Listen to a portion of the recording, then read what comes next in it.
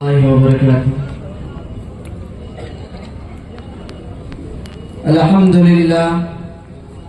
لله وكفى وسلام على عباد الذين اصطفى أما بعد فأعوذ بالله من الشيطان الرجيم بسم الله الرحمن الرحيم واعتصموا بحبل الله جميعا ولا تفرقوا وقال النبي صلى الله عليه وسلم المسلمون كجسد واحد.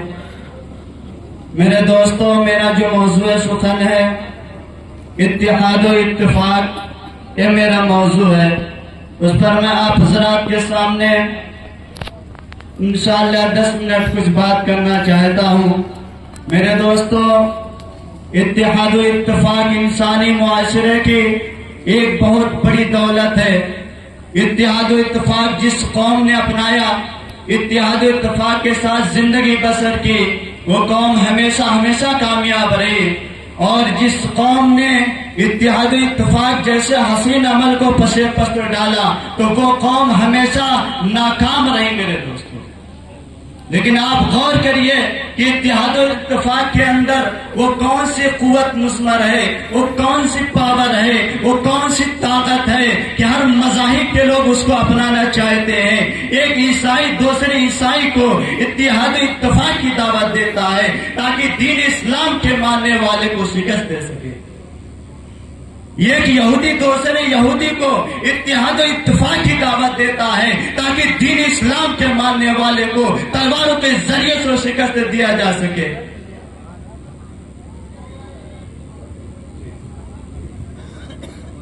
تمام مذاہب کے لوگ چاہتے ہیں، لیکن میرے دوستو اتحاد و اتفاق کے ساتھ جس قوم نے زندگی بسر کی ہے وہ قوم ہمیشہ ہمیشہ کامیاب رہی ہے. تو اتحاد و اتفاق کے ساتھ زندگی گزارنے کا مطلب کیا ہے؟ ہم اتحاد و اتفاق کے ساتھ کس طرح زندگی گزارے؟ اللہ تبارک تعالیٰ نے فرما دیا وَاعْتَصِمُوا بِحَبْلِ اللَّهِ جَمِيعًا وَلَا تَفَرَّقُوا. یا اللہ کی رسی کو مضبوطی کے ساتھ پکڑ لو، آپس میں تفرقہ بازی نہ کرو. اللہ کے رسول علیہ السلام نے فرمایا المسلمون کجسد واحد، کہ تمام مسلمان ایک جسم کے مانند ہیں. میرے دوستو، اللہ کی رسی مضبوطی کے ساتھ پکڑنے کا مطلب کیا ہے؟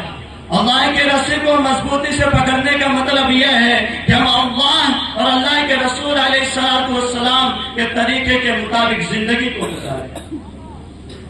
اگر میرے دوستو ہم اللہ اور اس کے رسول صلی اللہ علیہ وسلم کے طریقے کے مطابق گزاریں گے زندگی تو ہمارا کام بنے گا.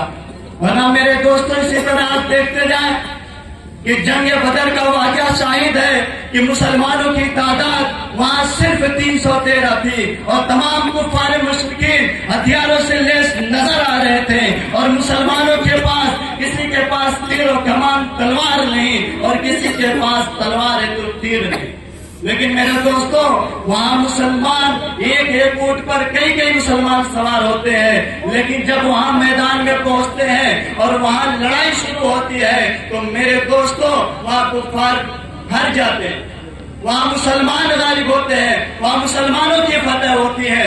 آپ کو معلوم ہے وہ فتح کیوں مسلمانوں کی ہوئی؟ میرے دوستو اس وجہ سے ہوئی کہ ان کے پاس نبی کا اخلاق موجود تھا، قرآن کا قانون موجود تھا. وہ اللہ اور اللہ کے رسول علیہ السلام کی سنت پر مر مٹنے والے تھے، وہ صحابہ کرام کے نقش و قدم پر چلنے والے تھے، جس کی وجہ سے وہ لوگ اس دنیا میں بھی کامیاب ہوئے اور اس دنیا میں بھی کامیاب ہوئے. میرے دوستو آج حالات ہمیں یہی بتا رہے ہیں کہ ہم جب تک متحد نہیں ہوں گے ہمیں کچھ نہیں ہو سکتا ہے. ہمیں ایک پلیٹ فارم پہ آنا ہے، ہمیں یہ نہیں دیکھنا ہے. آج لوگ فرقہ واریت کو دیکھتے ہیں. میں کہتا ہوں ہر فرقے کو ایک پلیٹ فارم پر آنا چاہیے. کوئی دیوبندی، کوئی سنی، کوئی اہل حدیث، کوئی نہیں.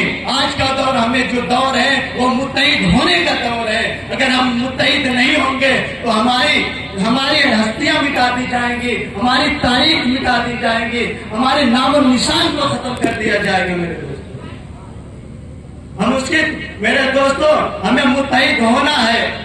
میں ایک شعر بول کر اپنی تقریر کو ختم کرتا ہوں کیونکہ بہت علماء کرام ابھی باقی ہے، آپ لوگ ان کی باتوں کو بھی سنیے. میرے دوستو کہ نفرت کی بات ہے، نہ عداوت کی بات ہے، میری زبان پر صرف محبت کی بات ہے۔ دن دل دوستی کی جلا تو اور بات ہے، دن دل دوستی کی جلا تو اور بات ہے۔ میرے دوستو، اٹھ شیر مجاہد ہوش میں آ، تعمیر خلافت پیدا کر۔ فرقہ کیوں ہوتا ہے؟ اب ایک جماعت کو پیدا کر تو بھی ترقی دنیا میں، اسباب تجارت پیدا کر۔ ہارون کے دولت کو ٹھکرا دے، عثمان کی دولت کو پیدا کر۔ اسلام کا نام، اسلام کے دم تو بھرتا ہے تو کفار سے پھر کیوں ڈرتا ہے؟ یا تو اسلام کا نام نہ لے، یا تو اسلام کا نام نہ لے، یا تو شوق شہادت پیدا کر۔ میرے دوستو، آج یہ کرنے کا وقت آیا ہے، ان تمام حضرات کو متحد ہونے کی ضرورت ہے۔ میرے دوستو، اللہ تعالیٰ کہی ہوئی باتوں پر ہم سب کو عمل کرنے کی توفیق عطا فرمائے، آمین۔